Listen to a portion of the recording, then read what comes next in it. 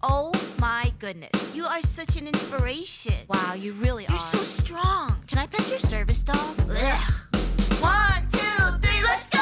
We are artists, parents, teachers, good guys, bad guys, students, leaders. I'm not your inspiration, yeah, I'm fully who I am.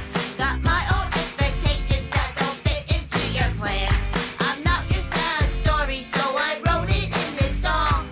Everything you know about disability is wrong. Yeah, everything you know.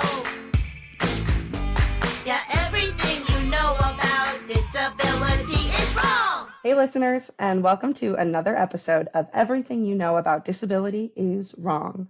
Today on the show, we have Onyinye Udokporo, and we are so excited to have you. Onyinye is the CEO and founder of Enrich Learning, an online education platform and tuition center. She oversees the company's operations, managing online classes, personalized one-on-one lessons, and programs. Beyond that role, she's a neurodiversity consultant, a content creator, and an international public speaker. Her work focuses on neurodiversity, education, entrepreneurship, and social mobility. We are so excited to have you on the show. Welcome. Thank you so much for having me. I'm super excited to be talking to you. We are so excited to get to talk to you. Yes. So welcome to the show. Our first question is always the name of our podcast is Everything You Know About Disability is Wrong. And what can people get wrong about you?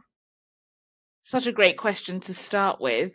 The number one comment that I get, which is a total incorrect perception of disability, is, oh, you don't look neurodivergent, or you don't look dyslexic, or you couldn't possibly be dyspraxic because I'm quite sporty. I love my fitness.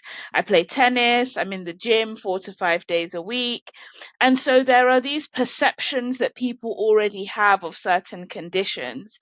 And I promised complete and utter honesty on my episode. I also think it's to do with my race. I come from, for those who are listening, I am a Black woman. And I come from a background where it is still considered a taboo to have any form of disability. Things are improving, if I'm being completely honest. We've come a long way, but we still have a very long way to go. So anybody with disability doesn't really talk about their disability, especially when it's an invisible disability, which is why I get the comment of, well, you don't look disabled, or you don't look as if you are neurodivergent. Yeah, that makes a lot of sense. That's a definitely a response we've gotten in the past, but I do think, and obviously I don't necessarily know what's going on in the UK, but I know we've talked to other guests and just talked about in general, in the US, there's a kind of lack of like believability, especially when Black women are saying, just believe me on this. Yeah. And I think it's really important that intersectionality is brought up, because you are not disabled without being Black, or Black without being disabled. And I think that's really important. And I know, being Indian, at least, like the cultural level of what I can talk about with my family versus what we're ready to talk about, it's just a very important thing. And also, pausing, because you reminded Aaron and I that we're a little out of practice and we forgot to do our audio descriptions. Onyinye already started hers a little bit, but I'll go and then we can dive back into the questions. But I'm Lily speaking. I am a white passing Indian woman with half blonde, half brown hair split right down the middle, and green eyes. I'm wearing black and my gold chain that I will fidget with throughout the whole episode. Aaron, you want to do yours? Hi, I'm Erin. I'm wearing a pink shirt. I have red hair that you can't tell in this lighting. I have blue eyes, and I am a white Latina. Amazing. And you want to go? Hi, I am Onyinye. I am a Black woman with brown eyes, and I have Beyonce blonde braids. And yeah, very happy to be here. Amazing. We'll probably, you'd think we'd edit that back into the beginning of the episode, but we probably won't. We like to keep it as real as whatever. And I forgot to write in all bold audio description, so my brain just went right over it. But I'm glad that's where we started. I think that conversation of you don't look reveals so much about where we're at in the culture of understanding disability. Yeah. Because it goes the other way as well. Whereas like Erin, I know you've been told like, oh, I wouldn't expect you to do X, Y, Z, which is the other side of that. It's just Yeah, like, oh, you have a job. Oh, you have friends. I'm like, yeah. Like Do just they expect you not to have friends? yeah, just like basic Wow. life things I think I don't have access to, which is really Yeah. ridiculous. The friend expectation I feel like does reveal a lot about especially like American culture in the way that disability for so long has been just fully tucked away. And that was something I was really excited to bring up with you on the show. Being an advocate in the UK, we talked about this a little bit when we talked before the episode, but I'd love to just chat with you about the differences that you have noticed in um, disability culture and the kind of like accepting of it. Not necessarily like politics and policy, because there's not much we can do changing that right now, but Yeah. I think the culture is really interesting. So, first things first, I love America. I love visiting America. I love American people. I love the entrepreneurial spirit. Despite what is going on politically, I have had the privilege and honor of being able to travel to various different parts of the world for work. And whenever I'm in America, it's still the only place where I really feel like I can make all my dreams come true. And perhaps that's because of the people that I've met. And a lot of my dreams genuinely have come true whilst I've been in the States. But it is a place that really allows somebody to create the life that they want. Now, like I said, right now there are a whole heap of barriers that are being put up.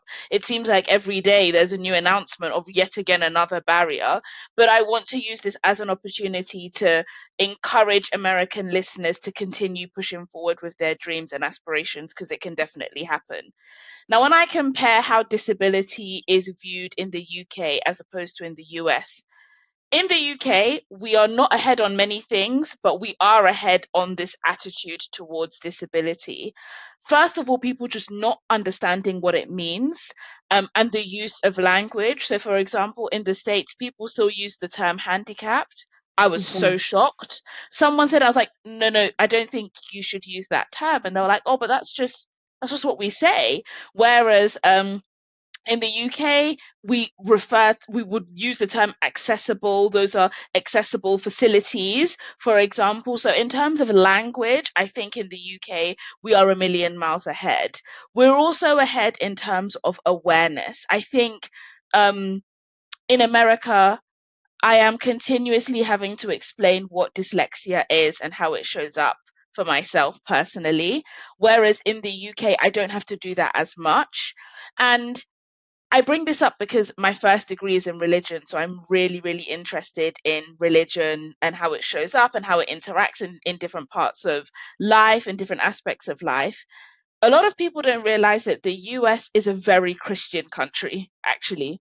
And there's the conversations I've had around disability often kind of morph into conversations about healing, and questions about whether, particularly with invisible disabilities, whether it is a spiritual challenge. I've had that conversation a number of times, and a misunderstanding between mental health or mental illnesses and neurodivergence. This is a big one. Constantly having to say that, look, there's an intersection, but they're not the same thing. And neither of them are anything to be ashamed of. So I think America is still in a place where awareness campaigns really need to be had. Now, given the current political climate, that's going to be quite difficult. I think in private sector, we're going to see people moving forward in terms of their education around disability. I think in your federal and public sector, you're really going to struggle with that because all these barriers are being put in place. That makes total sense, and it's so interesting you bring up language, as because I think that is it kind of does keep the pulse on whether or not you need awareness campaigns still. I like the way you phrase that, in that like there is still a lot of awareness that needs to be done. You brought up separation, differences, and similarities in mental health and neurodivergence. I think that's really interesting, because one thing I've noticed about American disability culture, and I do think it has to do with the American fear of using the word disability. And I think that because of that, there is a tendency to really put like chronic illness and mental health issues in completely separate categories. And so when we've brought up neurodivergence, which is like boldly in the disability space and encompasses mental illness, I think that it makes some people really uncomfortable. And I am interested in, like, you said it's kind of separate, the mental health versus neurodivergence. What have conversations been like for you when you are trying to kind of explain neurodivergence as disability in general? So how I like to explain it to individuals is, first and foremost, is that the separation between neurodivergence and mental health is just for people to understand that being dyslexic, for example, is not the same as having depression, but you can be depressed as a result of your dyslexia not being very well managed. So that's the first thing. It's kind of making people understand that there's an intersection, but they're not entirely the same thing. When I talk about neurodivergence, I like to start off with the fact that it's simply a somewhat complicated term that refers to the fact that we all have different minds. Now, some people turn around and say, well, if we all have different minds, then therefore we're all neurodivergent. And to a degree, that is true. To a degree, everybody has a different mind, so therefore, we're all different. And so there is a neurodiversity amongst mankind. However, we have something called neurotypes, and there are a range of different neurotypes spanning from dyslexia, dyspraxia, Tourette's syndrome, ADHD, autism.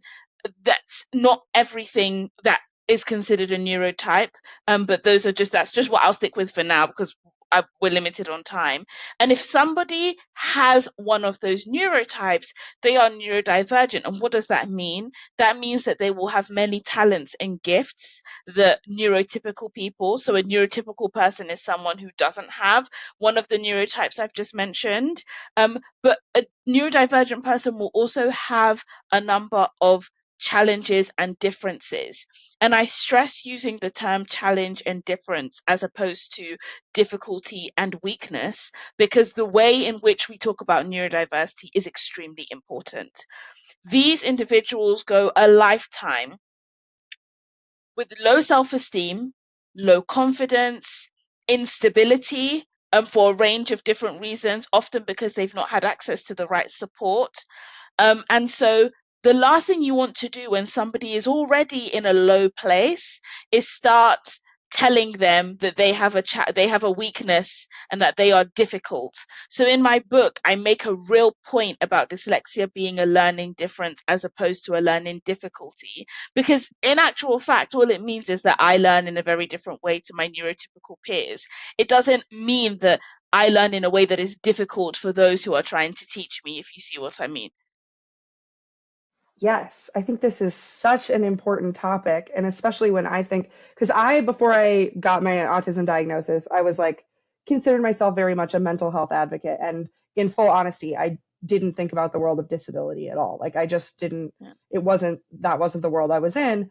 And there was this kind of recurring theme of this, like, there's something to overcome. There's something you can beat or grow out of. And I think it's a really important, nuanced conversation to have, especially with, like, in the US, I think that there is a level of, like, we're okay with talking about anxiety and depression now, but we talk about them as like something that can happen after, like, you lose a job. Yeah. And maybe then you go through a bout of depression and but I have people in my life who have struggled with long-term drug-resistant depression, and they go through bouts of isolation and depression regularly, and it's probably something that's going to last forever.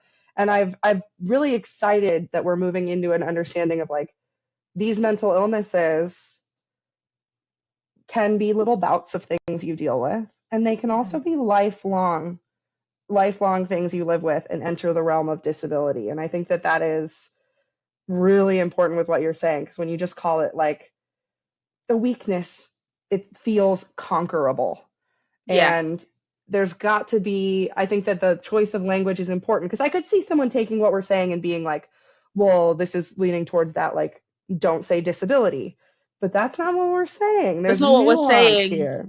There's nuance here. I'm very happy to mention the term disability, to use it to describe myself when trying to advocate for my needs. But it is also very important to speak positively about what I am experiencing in order to boost my own self-esteem, and also for me to see myself as someone that is capable, because just because you are disabled does not mean that you are incapable.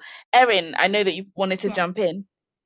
No, I was just thinking, like, the way we talk about disability is also affects how people understand us and the expectations they put on us. Like, before I said, people thought I didn't have any friends or a job. And if we talk about disability as like a difficulty, as you said, that puts the onus, I guess, on society to like go deeper into understanding disability. Does that make sense? That Like, makes complete sense. yeah, because it's like, I wish we could talk about disability more as like not a judgment and just like a fact. And yeah.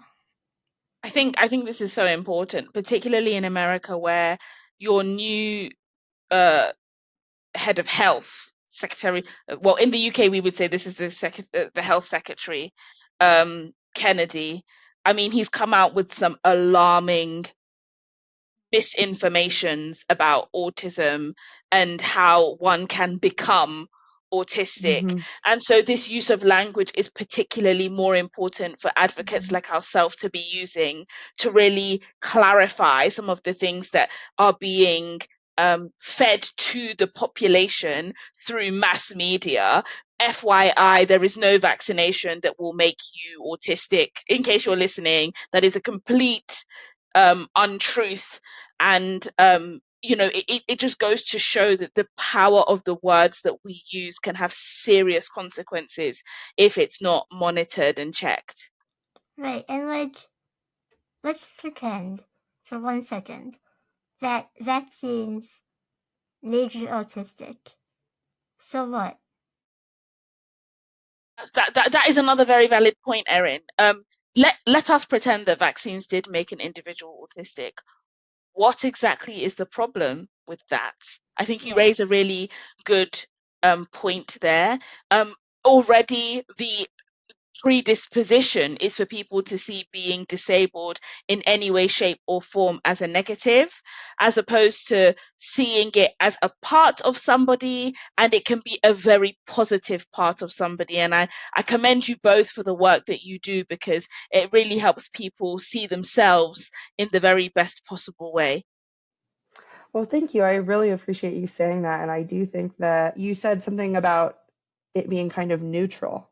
And I think that I learned a lot from the like body neutrality movement, which is different than the body positivity movement of like you have to feel positive about the way you look all the time. Different. And I have learned from a lot of like amazing fat activists who are very like, say the word fat. The reason you're scared to say it is because in your brain, fat equals terrible, when in reality it's a body type. And I've learned a lot about that, and in the realization of like the word disability is morally neutral. Like there's nothing, it's just a fact of life. And that's when it becomes so important, though, to then be really specific in how we talk about these kind of traits that come about. Because, like, yes, having autism has given me a lot of really great gifts, and there's things I love about my brain because of it. And I have meltdowns that make me unable to work. And that is a big part of my disability. And both are parts of the disability, like the really cool stuff my brain can see and the really like devastating parts. So I love that we've spent a lot of time talking about the importance of language, because it gets sometimes a little bit, Overlooked. Yeah, or like almost made fun of in the way of like, oh, you're worried about like rhetoric and this when there's so many bigger problems. And it's like, but the way we speak actually does do a lot. I know you know that Especially in working this in time. media. Yeah, yeah, especially in this time. So yes, I'm very fortunate to do some television work. Based in the UK. America, if you ever want a factual TV contributor, I'm always here, just saying. But I do some UK TV work, and that work really has taught me the importance of language and just how quickly your message can be spread. You know, I can do breakfast television and be on air, and genuinely millions of people can hear what I've said in minutes, especially because now they clip things up, they reshare them, they repost them. And so I think very carefully about what I'm going to say in the hope that it will make some sort of impact. And I really, because I'm sure we're going to move on, we're not going to do a whole hour talking about language, but something else that you've said, Lily, that is so important, which is that as much as I advocate very strongly for speaking about disability positively, it's also important for us to be honest and real about the challenges that are faced. You know, there was a period of time where, for whatever reason, particularly on LinkedIn, everyone wanted to describe being neurodivergent as having a superpower. And Mm-hmm. it used to really get on my nerves because it's like, my dyslexia means I can't read a map. My ability to manage time isn't always fantastic. Um, and because I can't read a map, I'm often late. In combination with my inability to manage time is a nightmare. It then triggers my IBS. I then run the risk of quite literally going to the toilet on myself. Okay. There is absolutely nothing superpower about this whatsoever. Right. And I think it's important to just be real. I think to sum up the conversation around language, it's authenticity. It's speaking about your disability in an authentic way that is the most important thing. Because in doing so, you will naturally speak about the positives, you will also speak about the challenges, and you will naturally kind of get that balance across to whoever is listening to what you're saying. Right, and it's like, yes, um, yeah, because saying that we have a superpower is further stigmatizing and othering. Because all the superheroes that I know are aliens, and Yeah, so it's like, really, just yeah, it's very frustrating. exhausting. Exhausting. And I love that the wrap up on that is authenticity, because that's kind of our whole thesis of this podcast is like, we can, when we were talking about creating this, it was like we could pick like educational topics and try to have like a different topic per episode. And we're like, what if we just made a space for really authentic conversations, for taking those moments where, and like not editing out, a few minutes back where like my brain took a minute to catch up with my mouth. And that happens to me often, Yeah. and is something that I think gets edited out of a lot of media. Like and we'll move on from this, but I just recently found out that Billie Eilish, celebrity I love so much, has Tourette's, and she's like pretty open about it. Yes, And she is. Yeah. there's the amazing interview with David Letterman where you actually show it. And I was watching that interview and just realizing like, oh my goodness, so much editing has been done on before she was open about this, which everyone can take their own time to be open about their own things. But there's just a lot of effort to take away authenticity of disability, because when we sneeze or stutter or spit or fart, like those are things that we're still pretty uncomfortable with. Yeah. And I think there's I feel very empowered in any conversation where you can talk about the fact that now I'm stressed and I might poop myself. This is a real reality for me. Like, Yeah. I think it's just really important. So I deeply appreciate that was the first chunk of our kind of conversation. So we've talked a lot about kind of acceptance, and you were, if I'm correct, diagnosed with dyslexia at age 11. Was that the beginning of your kind of journey with understanding your own neurodivergences, or was that like kind of in a middle point? Wow, no one's ever asked me that before. I would consider my diagnosis at the age of 11 the beginning of a new journey, but definitely not the beginning of my entire journey with neurodivergence, with dyslexia. My mother is dyslexic, and so, but she didn't know. And so she saw a lot of herself in me when I was a child, and we just referred to our challenges as this problem that we both have. Like, we would both say to each other, we have this problem. And I would say my journey with dyslexia started at 5. I am the eldest of 4 children. I have 3 wonderful younger brothers, one of which is very close in age to me. There's only 13 months between us. Wow. And so, yeah, very close. I don't know what my parents were doing, but anyway. My siblings are 10 months apart, so I get it. Oh, wow. Okay. But yeah, so I found that when I had my parents found that there should be like a natural synergy is the wrong word, but there should be a similarity in our intellect, in our ability to be able to spell, read, write, do mathematics, etc. Like the gap shouldn't be massive, but it was. And what my mother in particular identified is that I was way ahead of not just him, but most of my peers academically, in terms of my logic, in terms of my in terms of my reasoning, my rationale, and most importantly, in terms of how I communicated orally. I always spoke like years ahead of my peers. However, I was not able to translate that on paper.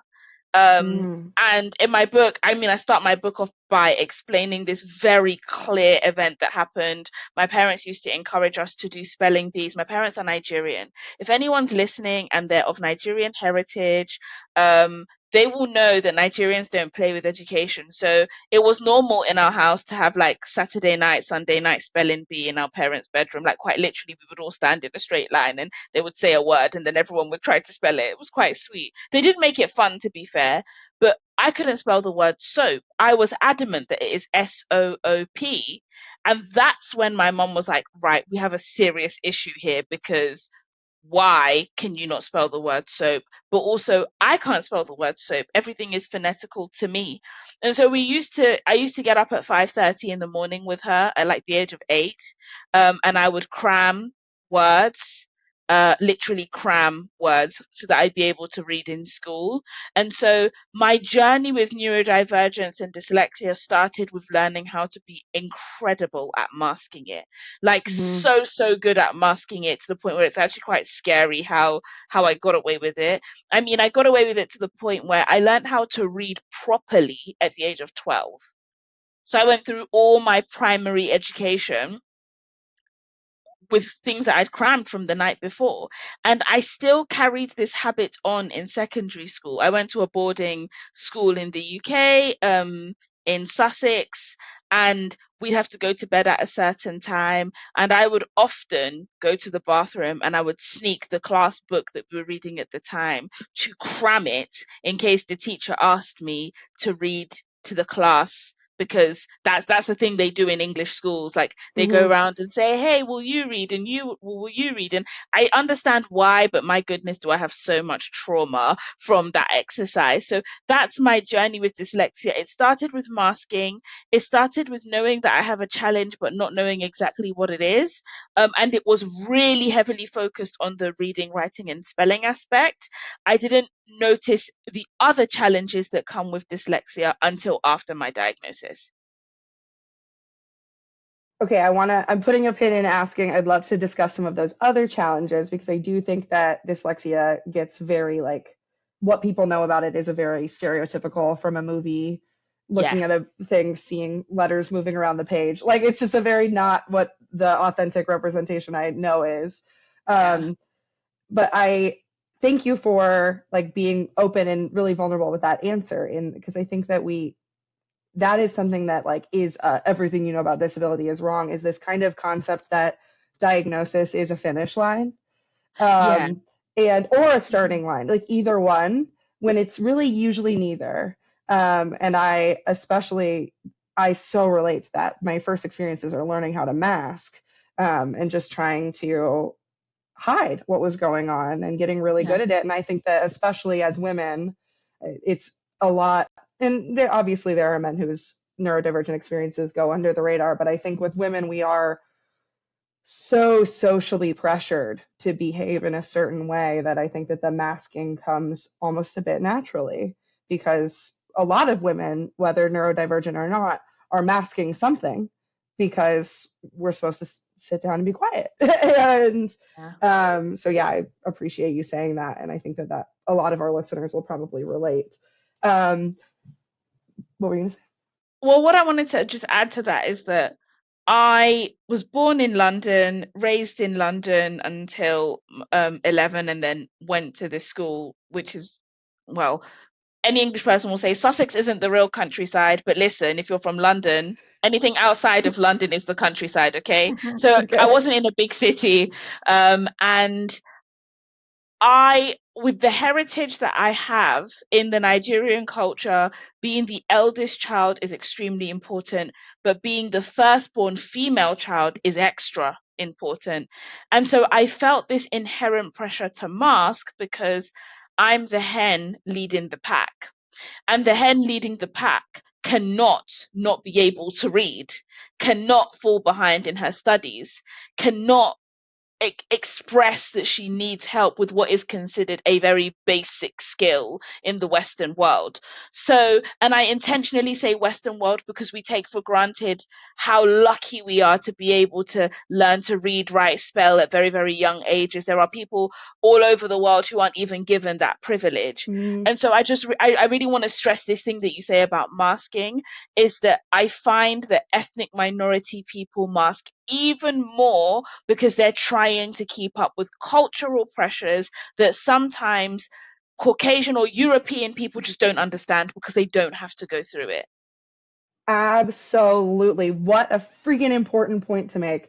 Because, and with, which I think you'll relate to, that then you have a parent who's from that cultural background and you try to say, like, I'm struggling with this. Like my Indian mom, I'd be like, I feel like I'm really weird in social conversations. And she'd be like, yeah, like I'm an immigrant. I dealt with that. It's hard to be different in a white town. Like that's what you're feeling. And yes, I'm sure that's some of what I was feeling, but also since those conversations, I've been diagnosed with autism and my mother with ADHD.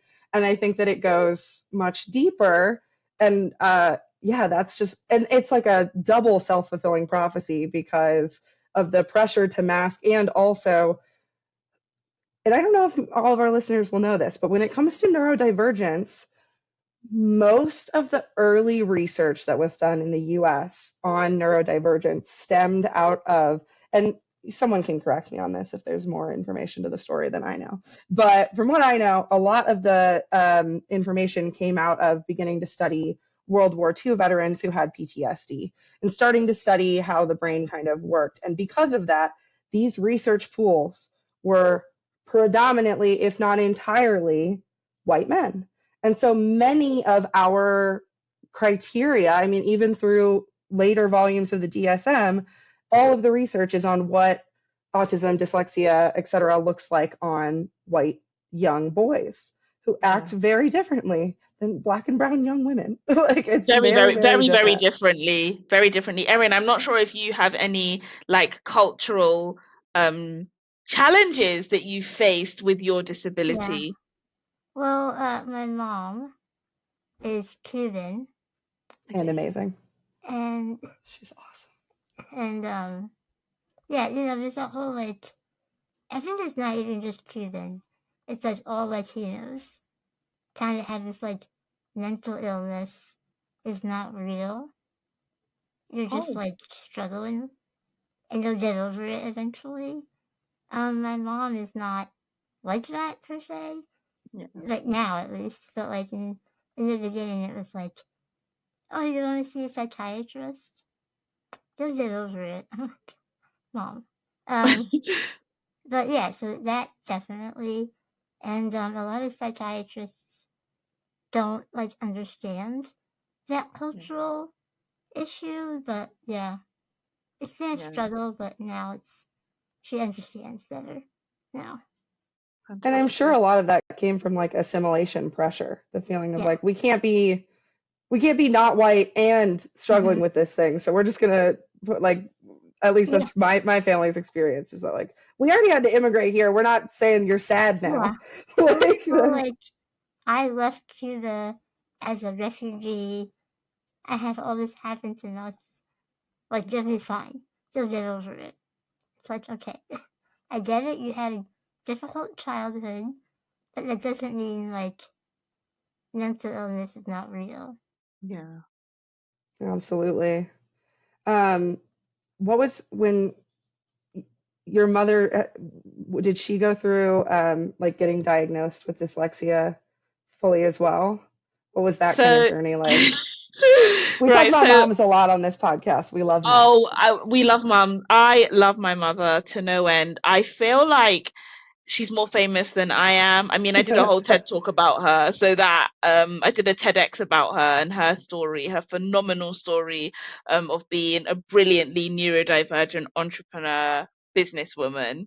But I'll tell people something to make them laugh. When I was first diagnosed with dyslexia, obviously because I lived away from home and I would come home periodically, I called her to say that I have this thing called dyslexia. And she said, no, you don't. My mum is Christian. I'm a Christian. She said, God forbid, you cannot have a disease. I did not give birth to a child with an illness. Don't, forgive me for saying this, but she said, don't let them whitewash you, basically. And I was like, no, that's a real, yeah. So the teachers called her to say the same thing. Like, she came into the school and I said to them, look, you're going to have to let me moderate this conversation, because my mum really fears that I've got this lifelong disease, and you're telling her there's no medication for it, so she feels like I'm stuck with this illness forever. And it was myself sitting next to her alongside opposite two teachers. It felt like a very formal, serious, heavy interview, and I lightened the mood and I said, look, mum, you have dyslexia too. This is the problem that we've been talking about for like 7 or 8 years. We're in this together. And funnily enough, that is what broke the ice. She then did lots and lots of research. She was incredibly on board with my teachers, incredibly supportive. I read and write on yellow paper. I type on a yellow background. And I have like filters. She was going on Amazon and buying them. She was buying me yellow notepads. She would even like shout at me when she would see me doing schoolwork on white paper, saying, this is some form of self-sabotage, that it's supposed to be canary yellow. And so she became and still is my champion. So it didn't initially start well. She genuinely thought I was diseased. But when I said to her, well, if I am, so are you. So like, God forbid for both of us. She came round to it and she is so thankful. Like, she's the biggest advocate now for other Black mums, encouraging them to go and get a diagnosis if possible for their child, because she saw how much it changed my life. And towards the end of my university journey, my mother then went forward for her own dyslexia screening, and she's going to do her formal diagnostic assessment in the next couple of months. Her screening came back to say that she is indeed dyslexic. We knew this for my entire life. But yeah, it's been a really beautiful journey and very interesting for me as a 26-year-old to watch someone in their early 50s go on the same journey and see how it affects people at different stages of life. But yeah, just a really, really wonderful experience. I'm so glad you had that. It's really wonderful. It's really special.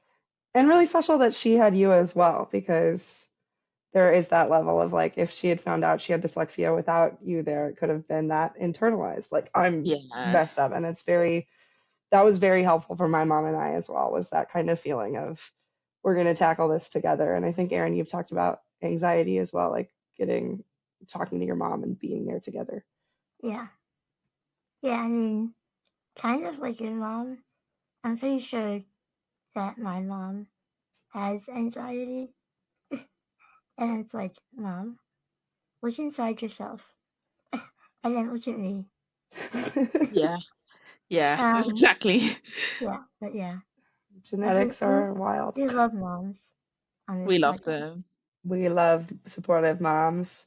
It's a big part of our podcast. We always say that if we ever made merch, it would just be t-shirts that say like moms rock, dads Yeah, rock, like good. Because really supportive parents is quite crucial in it's the key. coming to understand your own identity. And I really, really deeply feel for people who don't have that kind of support, and hope that they find their chosen families, because it's super Yeah. important.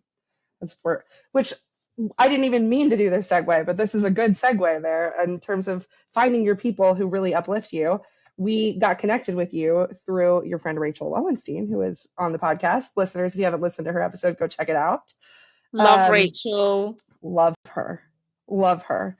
And you posted something not long after she was on the show that was basically you saying that like she kind of helped champion you to like prioritize getting your bag and making money and not feeling bad about it. What has that journey been like for you? And like, you've been an entrepreneur since you were 12. Like, you've been doing this forever. What has it been like for you, especially as a Black disabled woman, to take up space and say, I need to be paid, I need to earn what I deserve?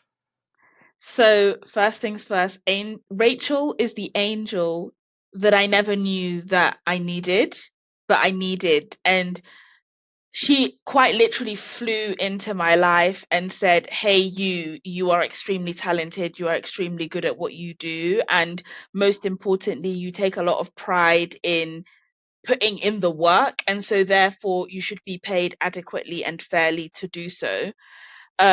And that was a real hurrah moment for me, because when you're working in this space, when you are an advocate, let's put aside the fact that I've got a postgraduate degree from one of the best universities in the world in policy and education and sociology. So, you would think that getting that would make a switch go off in my head to know that I'm qualified to be here. But for whatever reason, that didn't happen.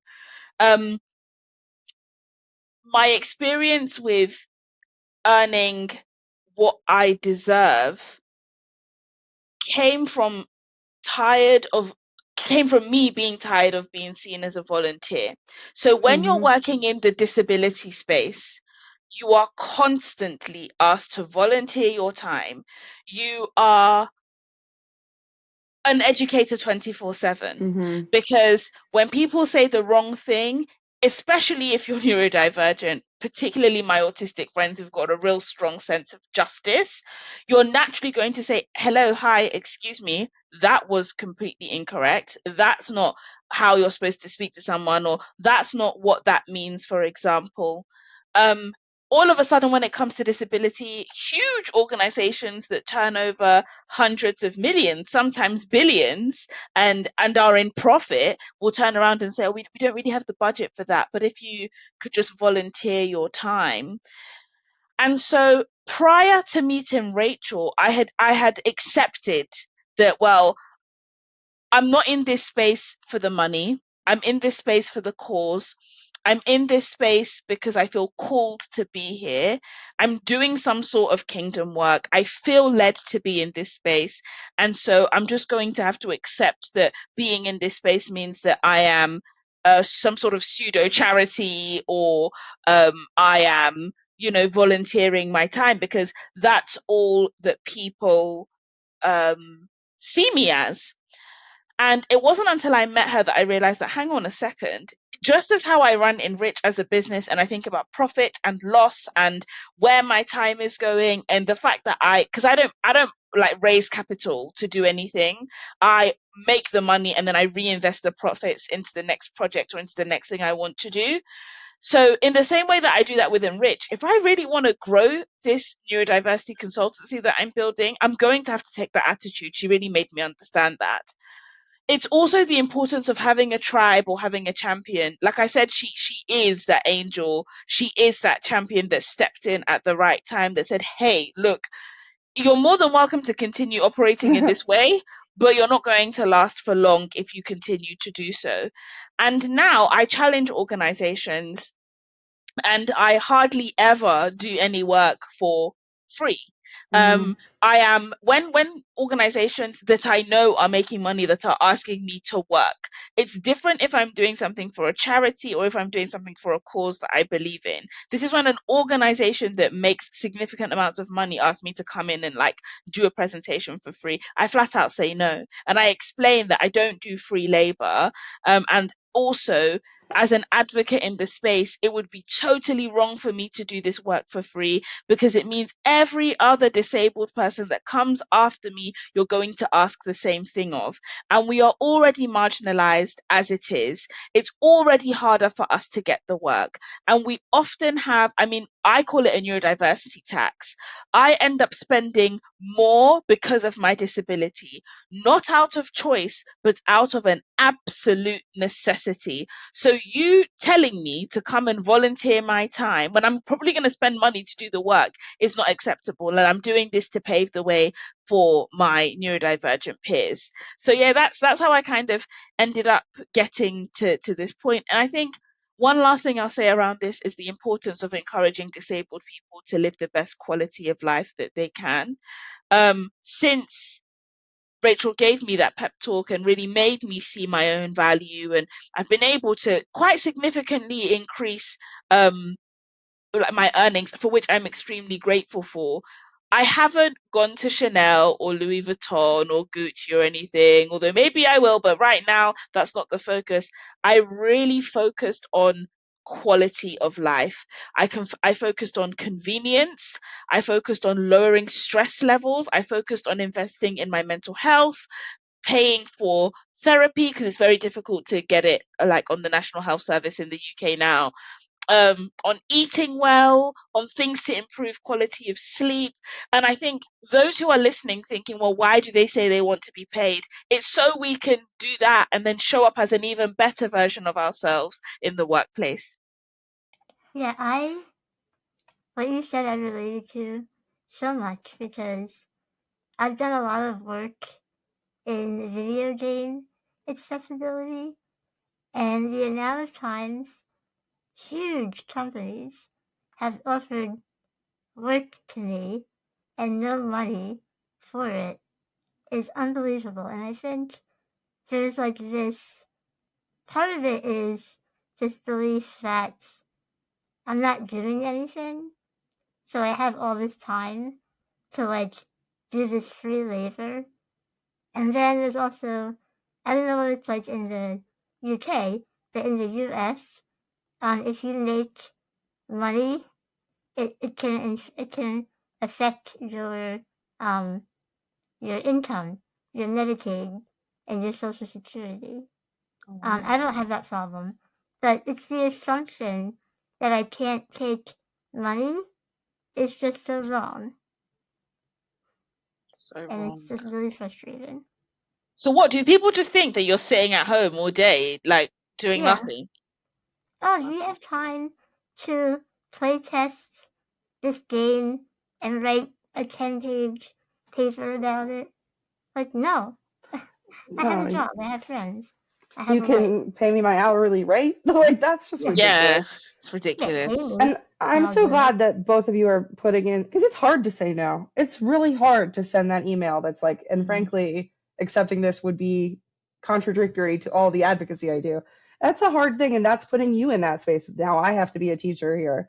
But it's crucial, and it's really important because, It's we talk about necessary. like making employment more inclusive, and everything you do to advocate for yourself helps the next person with a disability in your position. And I know, like, I sometimes feel really selfish when I ask for accommodations. I feel like I don't deserve this. And that is something that I really have clung to, this understanding of that, like, if I ask, it makes it easier for the next person who asks. And it's just really important, especially in the world we're in right now, to advocate for yourself and make space for others to feel comfortable advocating for themselves. I'm going to give an analogy as to why this is a personal thing that happened to me, as to why it's important for someone to advocate for themselves. I had to go to Middle East for work. The client said, like, we'll pay for you to come, obviously, because I mean we have to for you to get here, but like we're only going to pay for you to like sit in the most affordable in the cheapest seat we can get. So I begrudgingly said yes, knowing that it's going to impact me. I get huge travel anxiety because I can't read a map because of my dyslexia, Yeah. and it really sets off my IBS like bad. Okay. So sorry guys, I'm going to overshare. TMI. If you don't like Love it. gross things, then apologies, but this is the reality. So I took the worst. Well, it was the worst seat I've ever sat on in a plane, to be fair. But I took the offer because I wanted to get the work, I wanted to get the experience. Oh my goodness. I was stuck in the security queue for like ages. I already got to the airport, no word of a lie, 4 hours before my flight, which is ridiculously early, but I have to because of all the anxiety. Then, for whatever reason, the departures lounge was really, really busy, really, really crazy. Before I had gotten onto the plane, I had my first bout of the shits before getting onto the and that's when I knew that okay, I'm in for a nightmare. I barely ate on this 7-hour flight. I barely slept on this 7-hour flight. I managed to get through their security, and I kid you not, I could not leave the airport for 2 hours because every time I plucked up the courage to leave, my bowels decided to explode, like literally. So I was in and out of the toilet. At one point, I thought, they're going to think that I'm like carrying some sort of contraband inside of me, which made my anxiety spiral. Curse. I spent the first day like knocked out, sleeping, and terrified of eating anything. Let's fast forward to last year when my favorites at Google flew me out to Vegas to do some work. They are very aware of like my experience. It was also a really, really long flight and I had to go via Canada. So I was traveling for like 14 or 15 hours. It was crazy. But they put me in business. I had no anxiety. I had no IBS. I ate, I slept, I showed up for work the next day with no issues, having come from London in a totally different time zone. And so I say that to say that, do you see the difference that accommodation made? People think, oh, you want to fly in that class because you are bougie or you are spoiled, but it's not about that. I got onto the plane before everybody else. That made the anxiety calm right down. Someone took me through security. I find security really nerve-wracking. That also calmed things right down. My assistant sent over the foods that, because there's certain foods you avoid when you have IBS. They knew this. The crew had already prepared meals for me that didn't have my trigger foods. So I could eat like everybody else and not have some sort of storm in the bathrooms, which would have, believe me, everybody on that plane would have experienced what I was experiencing. So you see the difference, and I think it's important for me to share that so people can see that difference and know the importance of advocating for themselves. And advocating for the people that you're trying to work with, because I know Yeah. I know there's no way you were able to give your very best work to that first experience because you're I was just feeling knackered. terrible. Like, yeah, it's pretty crucial, and I think that the only way I know to like help get through those feelings of like, everyone's gonna think I just want to be in business class because I want to be in business class. Yeah. Like, Yeah. is just these kind of sharing these authentic stories and sharing and understanding and helping other people who maybe don't understand why we're saying I'm autistic, you're dyslexic, and we're like, I have a lot of flying accommodations. I understand that that might be confusing. People don't understand why that would be. So we have to just keep sharing, and I so appreciate all of the work that you do. Thank I think you. that you're doing a really good job. You and Rachel together are just such like a force. Powerhouse. So good. You're both powerhouses on your own as well. And like, I'm just so grateful for the work you're doing, so grateful for your vulnerability. And thank you for coming on this show. We're technically out of time recording, so I don't want to keep you any longer than we would say, but if you have time for one more question. I do have time. Please go ahead. I'm really enjoying it. Okay, I have one more on that because we like to move into the final question of our podcast, talking about The different areas that are Easter Seals pillars, because Easter Seals is working to empower people at all ages, all stages of life. The work extends to education, employment, health, transportation, and community. And we've referenced it a lot, but we haven't fully told the little story of the fact that you launched your tutoring business at the age of 12, which eventually evolved into Enrich Learning. And then your postgraduate degree, which is on education policy and society, is and you researched during COVID the digital divide. So I'm curious, from 12 to now, like how did Enrich Learning evolve to what it is, and how did that like postgraduate research you do affect the other work you do in the education space? Wow, big question to end on. Big final question. So the tutoring business, which has now grown into something even bigger in recent months, it grew from a passion of trying to increase the social mobility of the area of which I'm from. So I'm from a town called Edmonton in North London. It is a low aspirational, high crime area. And so I grew up predominantly with a lot of knife crime around me. I'm very fortunate to have amazing parents who sheltered myself and my siblings from these things, but it doesn't mean that we didn't see it, like real atrocities. You wouldn't let your child, go out in the dark on their own in Edmonton. You still wouldn't. And there are pockets. I mean, the bigger town is Enfield. There are parts of where I'm from that are extremely affluent, like I'm talking about multi-million-pound mansions. And then we have the equivalent of what you call the projects. We have what we call council estates. So a vast gap in terms of social class. And I've been interested in social class from a very young age, why it exists and what we can do to create equity to bridge the gap. So I started tutoring because I won a scholarship to this very, very prestigious school. A boarding school in the UK costs tens of thousands of pounds per year. But fortunately for me, my parents did not pay the bulk of that. I had amazing let's just call them sponsors, who believed in me and my academic ability with my dyslexia, might I add, which is another really important point. And so the tuition business grew because I'd come home from the summer, I'd spent my first year in a very affluent space, exposed to lots of different activities that I'd never done in Edmonton before. And I was talking to my friends in Edmonton and I thought, well, why can't they do what I'm doing at my school? Like, I know my school costs lots and lots of money, but can I create an opportunity for them to access that if they want? And it's really important that I stress if an individual wants to, because what I don't want this to come across as is that I am pushing affluence as the only route to success. It is not. But in the case of the UK, the type of school that you go to does, unfortunately, in many ways, open many doors for you, and in some cases close many doors for you. So I started tutoring to provide more opportunity for people to access, different types of schools, different types of things. It started in my parents' living room, started off with a group of one or two. By the time I was 18, 19 years old at university, I had over 50 students in and out of the living room over the weekend that I was tutoring.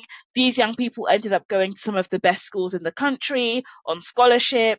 I then went to China for a bit, which was a real experience. Being dyslexic in a Chinese university, I went to Tsinghua University to do an exchange program with a focus on online education. They basically said dyslexia doesn't exist and I had to just get on with it. So I didn't have any of my accommodations, which is a conversation for another podcast. But that's actually how the online platform was born. And now we're working directly with local government. So like if it was the US, we're working with like the federal education departments in different states, different cities, developing education programs that have been tailored to bridge that social mobility gap.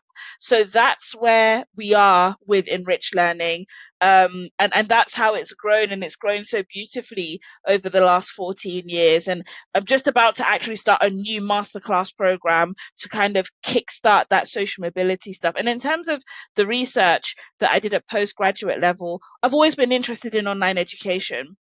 because I think it's a real powerful resource to enable people who are disabled to have access to really good quality education. Really, really important. We don't use it enough in the UK, so I decided to do some research, and the pandemic was perfect as to what are the barriers to entry. And that dissertation ended up in number 10, which happens to be the residence of our Prime Minister, which is pretty cool. And I was looking at the gap, and worryingly, we have a software gap, but we have a hardware gap in the UK. So there's an assumption that, you know, everybody has a computer at home, but I found that that was hardly ever the case. And I'm not sure what connectivity looks like in the US. All I know is that connectivity is really expensive. Like, you guys pay extortionate amounts for your phone bills for data in the US. So I'm guessing connectivity is also a problem there. But I'm really interested in how we can integrate tech, including AI. It's not taking over, guys. Let's not spread that rumor as well.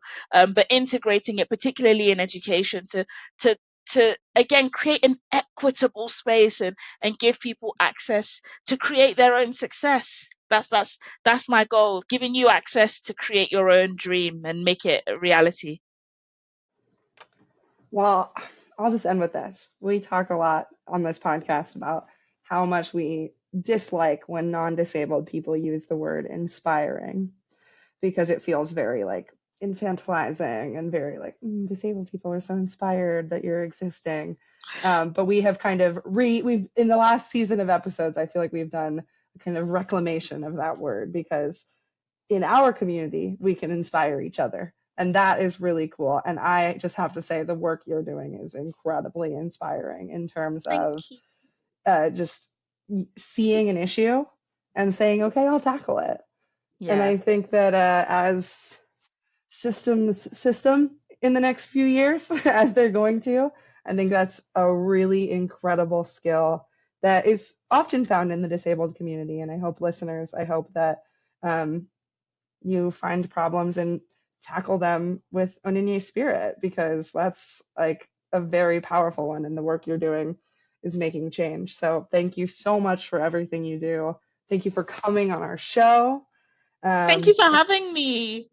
Yeah, it is amazing. I love this episode. It was perfect. Thank you so much. This was so wonderful, and I know we're going to be in touch. We have a fun Empowering Independence campaign coming up in the fall, talking about independent learning, and I know we're going to want to chat with you about that. So Easter Seals people, don't worry, we'll this isn't the last we'll see of each other. For sure. Thank you. So thank you so much again, listeners. Thank you for being here and having a listen or watching the video. Erin, thanks for co-hosting with me. I love you. I love you. And I love you both. We love you too. Oh, oh my goodness, amazing. Listeners, I'm geeking. I love you both. This was so fun. And listeners, love you as well. Tune in next time for another episode of Everything You Know About Disability is Wrong.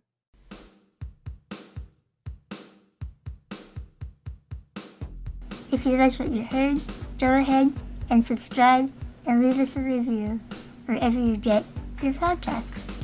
Thank you to our listeners, and as always, thank you to Easter Seals for giving us the space and resources to share such authentic conversations from within the disability community to our listeners.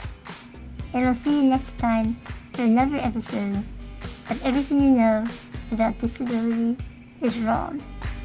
Everything you know about disability is wrong. This is a podcast brought to you by Easter Seals. You know, we actually work for Easter Seals, but maybe our listeners don't know what we do. That's true. Easter Seals is leading the way to full access, equity, and inclusion for disabled people and their families.